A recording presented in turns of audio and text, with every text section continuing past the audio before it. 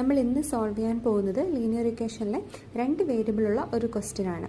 So നമുക്കിത് കാണുമ്പോൾ തന്നെ അറിയാം എന്താണ്, ഈക്വൽ സൈഡിൻ്റെ രണ്ട് സൈഡിലും എന്ത് വന്നിട്ടുണ്ട്, വേരിയബിൾ വന്നിട്ടുണ്ട്. സോ ഒരു സൈഡിൽ ഏതാ 7x, നെക്സ്റ്റ് സൈഡ് വരുമ്പോഴത്തേക്ക് ഏത് വരുന്നുണ്ട്, 3x വരുന്നുണ്ട്.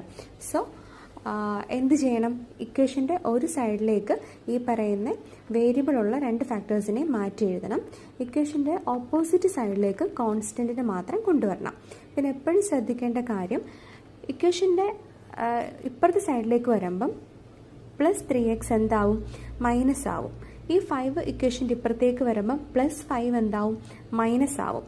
അതായത് ഈക്വൽ സൈഡിൻ്റെ ഓപ്പോസിറ്റിലേക്ക് ഇത് മാറ്റുമ്പോഴത്തേക്ക് അതിൻ്റെ സൈനകത്ത് എന്ത് വരും, വ്യത്യാസം വരും. പോസിറ്റീവ് നെഗറ്റീവ് ആവും, നെഗറ്റീവ് പോസിറ്റീവ് ആവും.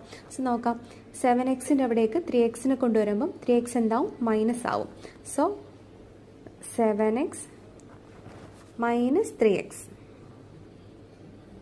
ഇസിക്കൽ ടു എന്താണ്, 25ൻ്റെ അവിടേക്ക് 5നെ കൊണ്ടുവരുമ്പോൾ എന്ത് വരും, 25 മൈനസ് 5 വരും.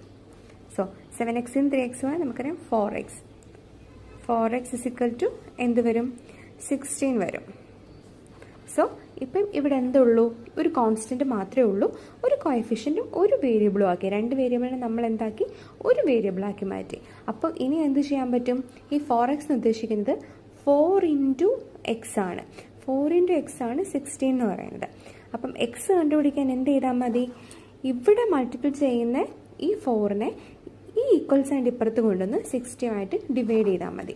സോ 60 ഡിവൈഡ് ബൈ 4, ആൻസർ എന്ത് കിട്ടി, 4 എന്ന് കിട്ടി. സോ നമുക്ക് ഈ ഇക്വേഷനകത്തെ എക്സിൻ്റെ വാല്യൂ എന്തെന്ന് കിട്ടി, 4 എന്ന് കിട്ടി.